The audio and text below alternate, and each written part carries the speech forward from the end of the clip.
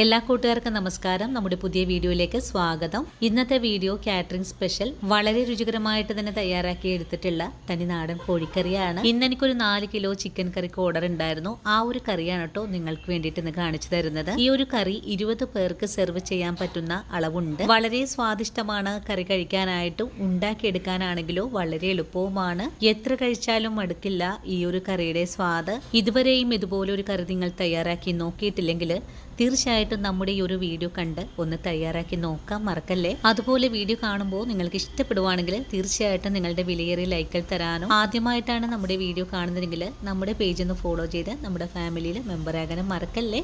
അപ്പോൾ ഉടൻ തന്നെ നമുക്ക് നമ്മുടെ വീഡിയോ കാണാൻ പോകാം. അപ്പോൾ ഇനി നമുക്ക് ചിക്കൻ കറിയുടെ പാചകം തുടങ്ങാം. ഇന്ന് നമുക്കൊരു ഓർഡർ ഉണ്ട്. ഒരു 4 കിലോ ചിക്കൻ കറിയാണ്. അതിനായിട്ട് ഞാനിവിടെ 2 കോഴിയാണ് കേട്ടോ എടുത്തിട്ടുള്ളത്. ഇതിലേക്ക് ഒരു മാരിനേഷൻ ഉണ്ട്. നമ്മൾ മാരിനേഷൻ ചെയ്യുന്നത് എന്തിനാന്ന് വെച്ചാൽ പാർട്ടികളിൽ വിളമ്പാനായിട്ട് അല്ലെങ്കിൽ ഒരു വീട്ടാവശ്യത്തിന് ഒരു ചെറിയ അവരുടെ വീട്ടിലൊരു ഫംഗ്ഷനൊക്കെ നടക്കുമ്പോൾ വിളമ്പാനായിട്ട് തയ്യാറാക്കുന്ന സമയത്ത് കറി ഇങ്ങനെ കോരി വരുമ്പോഴേക്കും കഷ്ണങ്ങൾ പൊടിഞ്ഞു പോവാൻ സാധ്യതയുണ്ട്. അപ്പൊ അതിന് വേണ്ടിയിട്ടാണ് ഞാൻ ചിക്കൻ ഫ്രൈ ചെയ്തതിന് ശേഷമാണ് തയ്യാറാക്കാൻ പോകുന്നത്. ഓവറായിട്ട് മസാലകളൊന്നും തന്നെ ചേർക്കേണ്ട ആവശ്യമില്ല. അതിനായിട്ട് ആദ്യമേ നമുക്ക് ഉപ്പ് ചേർത്ത് കൊടുക്കാം. നമ്മൾ ഈ പാചകക്കാര് കൈയുടെ അളവാണ് കേട്ടോ ഞങ്ങൾക്ക് കറക്റ്റ് ആയിട്ട് അറിയാൻ സാധിക്കുന്നത്. ഇനി നമുക്കിതിലേക്ക് ഒരു നുള്ളു മഞ്ഞൾപ്പൊടി ചേർക്കാം. മഞ്ഞൾപ്പൊടി ഓവറായിട്ട് ചേർക്കരുത് കേട്ടോ. ഇനി ഇതിലേക്ക് വേണ്ടത് 1 സ്പൂൺ അളവിൽ 4 കിലോ ചിക്കന് 1 സ്പൂൺ അളവിൽ മാത്രമാണ് കാശ്മീരി മുളക് പൊടി ചേർത്തിട്ടുള്ളത്. ഇനി ഇതിലേക്ക് വേണ്ടത് 1 ടീസ്പൂൺ അളവിൽ ഗരം മസാല പൊടി കൂടെ. ചിക്കൻ നമ്മുടെ കൈ ഉപയോഗിച്ച് നല്ലപോലെ ഒന്ന് കുഴച്ചെടുക്കാം. ഞാനിതിലേക്ക് നാരങ്ങ നീരോ വിനാഗിരിയോ ചേർത്ത് കൊടുക്കുന്നില്ല. അങ്ങനെ ചിക്കൻ ഇവിടെ കുഴച്ചെടുത്തിട്ടുണ്ട്. ഇനി നമുക്ക് ഉടൻ തന്നെ ഇതൊന്ന് ഫ്രൈ ചെയ്തെടുക്കാൻ തുടങ്ങാം. ഇനി ചിക്കൻ ഫ്രൈ ചെയ്തെടുക്കുന്നതിനായിട്ട് ഒരു അയൺ പാനാണ് അടുപ്പിലേക്ക് വെച്ചിട്ടുള്ളത്. പാൻ ഒന്ന് ചൂടായി വരട്ടെ. ചിക്കൻ ഫ്രൈ ചെയ്തെടുക്കുന്നതോടൊപ്പം തന്നെ ഒരു തേങ്ങയാണ് കേട്ടോ എടുത്തിട്ടുള്ളത്. ഈ ഒരു തേങ്ങ നമുക്കൊന്ന് തിരുമ്മിയെടുക്കാം. അങ്ങനെ നമ്മുടെ പാൻ ചൂടായി വന്നിട്ടുണ്ട്. ഇതിലേക്ക് ഫ്രൈ ചെയ്തെടുക്കാൻ ആവശ്യമായ ഓയിൽ ഒഴിച്ചു കൊടുക്കാം. ഓയിൽ ഇപ്പോൾ ചൂടായി വന്നിട്ടുണ്ട്. നമുക്കിതിലേക്ക് ചിക്കൻ പീസുകൾ ഓരോന്നായിട്ട് എണ്ണയിലേക്ക് ഇട്ട് കൊടുക്കാം. നമുക്ക് ഒറ്റയടിക്ക് തന്നെ ഫ്രൈ ചെയ്തെടുക്കാൻ സാധ്യമല്ല. ഒരു 3-4 തവണകൾ കൊണ്ടാണ് ചിക്കൻ ഒന്ന് ഫ്രൈ ചെയ്തെടുക്കാൻ സാധിക്കുന്നത്. അതുപോലെ ഓവറായിട്ട് ഫ്രൈ ചെയ്തെടുക്കേണ്ട ആവശ്യമൊന്നും തന്നെ ഇല്ല. അങ്ങനെ ആദ്യ തവണ ഞാനിപ്പോൾ ഫ്രൈ ചെയ്യാൻ ഇട്ട് കൊടുത്തിട്ടുണ്ട്. ചിക്കൻ നല്ലോണം ഒന്ന് ചൂടായി തുടങ്ങുമ്പോഴേക്കും നമുക്കിതിലേക്ക് കുറച്ച് കറിവേപ്പിലയും കൂടി ചേർത്ത് കൊടുത്തിട്ട് വേണം ഫ്രൈ ചെയ്തെടുക്കാനായിട്ട്.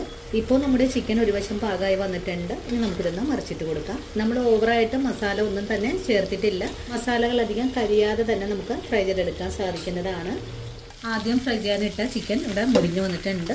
ഇതൊന്ന് കോരി മാറ്റാം. ഇന്നത്തെ ഈ ഒരു ചിക്കനിൽ ഞാൻ 4 പീസുകളെല്ലാം ഞാൻ കട്ട് ചെയ്തിട്ടുണ്ട് കേട്ടോ. ഇത് ഓർഡർ ആയതുകൊണ്ടാണ് 4 പീസുകളൊക്കെ കട്ട് ചെയ്തെടുത്തിട്ടുള്ളത്. അങ്ങനെ ചിക്കൻ എല്ലാം കോരി മാറ്റിയിട്ടുണ്ട്. ഇതിന്റെ ആ ഒരു മുരിവും കൂടെ നമുക്കൊന്ന് മാറ്റണം. ഇനി രണ്ടാമത്തെ ചിക്കൻ ഫ്രൈ ചെയ്യാൻ ഇട്ട് കൊടുക്കാം. രണ്ടാമതും ചിക്കൻ ഫ്രൈ ചെയ്യാൻ ഇട്ട് കൊടുത്തിട്ടുണ്ട്. ഇനി നമുക്ക് ഇതുപോലെ തന്നെ എല്ലാ ചിക്കനും ഫ്രൈ ചെയ്ത് മാറ്റാം. ഈ സമയത്ത് നമ്മൾ നേരത്തെ കാണിച്ച ഒരു നാളികേരം തിരുമ്മി വെച്ചിട്ടുണ്ട്. കൂടെ തന്നെ 1/4 കിലോ അളവില് കൊച്ചുള്ളിയും ഒരു 10 പച്ചമുളകും 1 കഷ്ണം ഇഞ്ചിയും 4 ബോൾ വെളുത്തുള്ളിയും. ഇത് നമുക്കൊരു മിക്സിയുടെ ജാറിലിട്ട് ഒന്ന് ചതച്ച് വെക്കണം. ഈ ഗ്രേവിക്കായിട്ട് ഒരു 6 സവാള നൈസായിട്ട് കട്ട് ചെയ്തും വെച്ചിട്ടുണ്ട്. ഇനി നമുക്ക് ഇതേ ചീനച്ചട്ടിയിലേക്ക് നാളികേരം ഒന്ന് ഫ്രൈ ചെയ്ത് കോരാം. ഇനി നമുക്ക് ഇതൊന്ന് വറുത്തെടുക്കാം.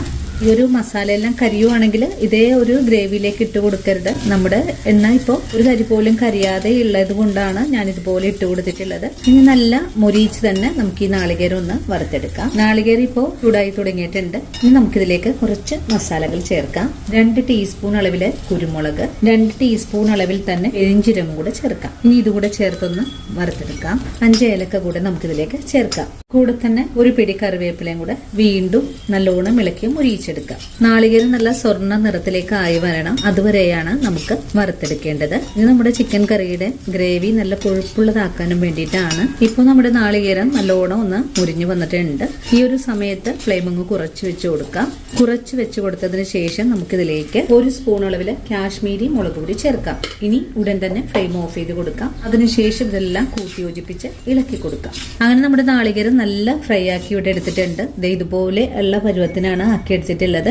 ഇതിന്റെ ചൂടാറി വരുമ്പോൾ നമുക്കൊരു മിക്സിയുടെ ജാറിലിട്ട് ഒന്ന് അരച്ചുകൂടെ വെക്കണം. അതുപോലെ തന്നെ നമ്മുടെ ചിക്കൻ എല്ലാം നല്ല രീതിയിൽ തന്നെ ഒരു തരി പോലും കരിയാതെ അധികം മുരിയാതെ ഒക്കെ ഫ്രൈ ചെയ്ത് മാറ്റിയിട്ടുണ്ട്. ഇനി ഉടൻ തന്നെ നമുക്ക് ചിക്കൻ കറി തയ്യാറാക്കാൻ തുടങ്ങാം. കറി തയ്യാറാക്കി എടുക്കാനുള്ള ഉരുളി അടുപ്പിലേക്ക് വെച്ചിട്ടുണ്ട്. ഉരുളി ഒന്ന് ചൂടായി വരട്ടെ.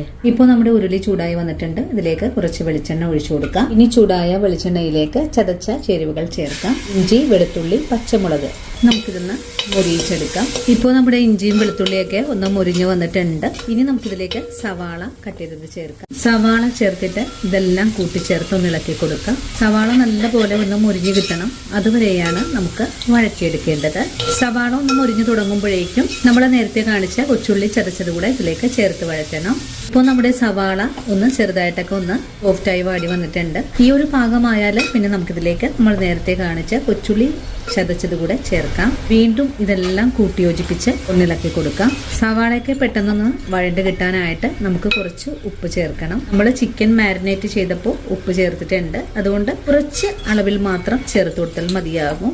ഇതെല്ലാം നല്ലപോലെ മുരിഞ്ഞു വരുന്നത് വരെയും നമുക്ക് വഴറ്റിയെടുക്കാം. ഇപ്പോൾ നമ്മുടെ സവാളയും ഉള്ളിയൊക്കെ വഴറ്റാൻ തുടങ്ങിയിട്ട് ഒരു 10 മിനിറ്റ് ഒക്കെ കഴിഞ്ഞിട്ടുണ്ട്. ഇത്രയുമായാൽ പോരാ, നല്ല പോലെ ഒന്ന് മുരിഞ്ഞു കിട്ടണം. അതിനായിട്ട് ഇടയ്ക്കിടയ്ക്ക് ഇളക്കി കൊടുത്ത് തന്നെ നമുക്കൊന്ന് മുരിയിച്ചെടുക്കാം.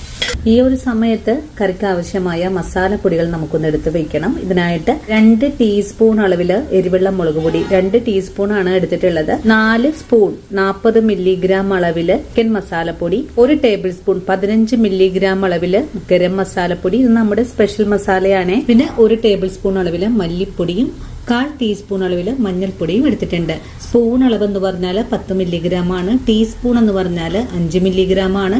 ടേബിൾ സ്പൂൺ എന്ന് പറഞ്ഞാൽ 15 മില്ലിഗ്രാം ആണ് കേട്ടോ. ഈ വഴറ്റുന്ന സവാളയിലേക്ക് കുറച്ച് കറിവേപ്പില ചേർത്ത് കൊടുക്കാം. ഇന്ന് നമ്മൾ തയ്യാറാക്കുന്നത് തനി നാടൻ രീതിയിലുള്ള കറിയാണ്, അതുകൊണ്ട് ഞാൻ ഇതിലേക്ക് മല്ലിയിലയൊന്നും തന്നെ ചേർക്കുന്നില്ല. ഇപ്പോൾ നമ്മുടെ സവാള നല്ല മെറൂൺ കളറിലേക്ക് ആയി വന്നിട്ടുണ്ട്, നല്ല പോലെ തന്നെ മുരിഞ്ഞു വന്നിട്ടുണ്ട്. ഇതുപോലൊരു പരുവമായാൽ പിന്നെ നമുക്കിതിലേക്ക് നേരത്തെ എടുത്തു വെച്ചിരിക്കുന്ന പൊടികൾ ചേർത്ത് കൊടുക്കാം. പൊടികൾ ചേർത്ത് കഴിഞ്ഞാൽ വീണ്ടും ഇതെല്ലാം കൂട്ടി യോജിപ്പിച്ച് ഒന്ന് ഇളക്കി കൊടുക്കാം. പൊടികളും കൂടി ചേർത്തിട്ട് നല്ല രീതിയിൽ തന്നെ നല്ലോണം മുരിയിച്ചെടുക്കാം. പൊടികൾ ഇപ്പോൾ നല്ലോണം തന്നെ മൂത്ത് വന്നിട്ടുണ്ട്. ഇനി നമുക്കിതിലേക്ക് കുറച്ച് വെള്ളം ഒഴിച്ചു കൊടുക്കാം. വെള്ളം ഒഴിച്ചു കൊടുക്കുമ്പോൾ ചൂടുവെള്ളമായിരിക്കണം ഒഴിച്ചു കൊടുക്കേണ്ടത്. 1 ലിറ്റർ ചൂടുവെള്ളമാണ് ഒഴിച്ചു കൊടുക്കുന്നത്. വെള്ളം ഒഴിച്ചു കഴിഞ്ഞാൽ നല്ലോണം ഒന്ന് ഇളക്കി കൊടുക്കാം. ഇനി ഗ്രേവിയുടെ ആ ഒരു പച്ച ചുവയൊക്കെ ഒന്ന് പോയി കിട്ടുന്നതിനായിട്ട് ഇനി ചെറിയ തീയിൽ ഒരു 10 മിനിറ്റ് നേരം ഒന്ന് ഇങ്ങനെ മൂടി വെച്ച് കൊടുക്കാം. 10 മിനിറ്റ് നേരം ചെറിയ തീയിൽ മൂടി വെച്ചിട്ടുണ്ടായിരുന്നു. വീണ്ടും മൂടി തുറന്ന് നോക്കാം. ഒന്നുകൂടെ ഇളക്കി യോജിപ്പിച്ച് കൊടുക്കാം. ഇപ്പൊ നമ്മുടെ അരപ്പിന്റെ ആ ഒരു പച്ചമണമൊക്കെ ഒന്ന് മാറി വന്നിട്ടുണ്ട്. കണ്ടോ, ഇതുപോലെ വെള്ളമെല്ലാം വറ്റി നല്ല പാകത്തിലേക്ക് ആയി വന്നിട്ടുണ്ട്. ഈ ഒരു പാകമായാൽ പിന്നെ നമുക്കിതിലേക്ക് ഫ്രൈ ചെയ്ത് വെച്ചിരിക്കുന്ന ചിക്കൻ പീസുകൾ ചേർത്ത് കൊടുക്കാം. ചിക്കൻ പീസുകൾ കൂടെ ചേർത്തിട്ട് വീണ്ടും ഇതെല്ലാം കൂട്ടി യോജിപ്പിച്ച് ഒന്ന് ഇളക്കി കൊടുക്കാം. എല്ലാം കൂടി നല്ല പോലെ ഒന്ന് മിക്സായി കിട്ടണം. അങ്ങനെ ചിക്കൻ പീസുകൾ ചേർത്ത് നല്ലോണം ഒന്ന് ഇളക്കി കൊടുത്തിട്ടുണ്ട്.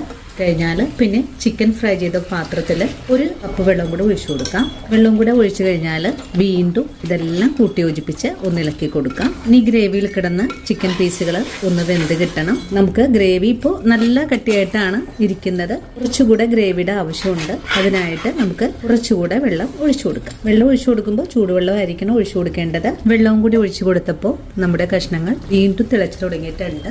ഒന്നുകൂടെ അടിച്ചേർത്ത് ഇളക്കി കൊടുക്കാം. ഉണ്ടോ, നമ്മുടെ കഷ്ണങ്ങളൊക്കെ നല്ല തിക്ക് ഗ്രേവിയോടുകൂടി തന്നെയാണ് ആയി വന്നിട്ടുള്ളത്.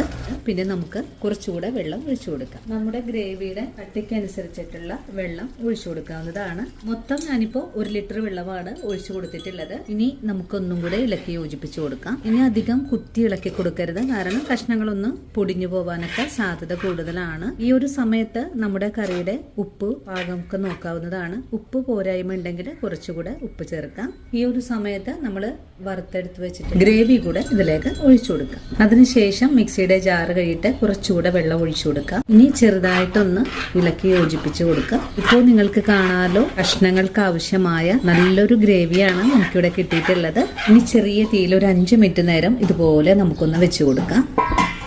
അങ്ങനെ നമ്മുടെ കറി ഇവിടെ 5 മിനിറ്റ് നേരം മൂടി വെച്ചിട്ടുണ്ടായിരുന്നു. നല്ലോണം തന്നെ കറി തിളച്ചൊക്കെ തുടങ്ങിയിട്ടുണ്ട്. ഇനിയിപ്പോ പ്രത്യേകിച്ച് പണിയൊന്നും തന്നെ ഇല്ല. കുറച്ച് കറിവേപ്പിലയും കൂടി ഇട്ട് കഴിഞ്ഞാൽ ഫ്ലെയിമങ്ങ് നമുക്ക് ഓഫ് ചെയ്ത് കൊടുക്കാവുന്നതാണ്. അപ്പോൾ ഇന്നത്തെ നമ്മുടെ വീഡിയോയും ഇത്രയുള്ള കൂട്ടുകാരെ, ഈ ഒരു വീഡിയോയും കാണുമ്പോൾ നിങ്ങൾക്ക് ഒരുപോലെ തന്നെ ഇഷ്ടപ്പെടുവാണെങ്കിൽ തീർച്ചയായിട്ടും നമ്മുടെ വീഡിയോ മറ്റുള്ള കൂട്ടുകാരിലേക്ക് ഒന്ന് ഷെയർ ചെയ്ത് കൊടുക്കാനും വീഡിയോ കുറിച്ചുള്ള അഭിപ്രായങ്ങൾ കമന്റ്സ് ആയിട്ട് അറിയിക്കാനും, ആദ്യമായിട്ട് നമ്മുടെ വീഡിയോസ് കാണുന്ന കൂട്ടുകാർ ആരെങ്കിലും ഉണ്ടെങ്കിൽ നമ്മുടെ പേജ് ഒന്ന് ഫോളോ ചെയ്ത് നമ്മുടെ ഫാമിലിയിൽ മെമ്പർ ആകാനും മറക്കല്ലേ.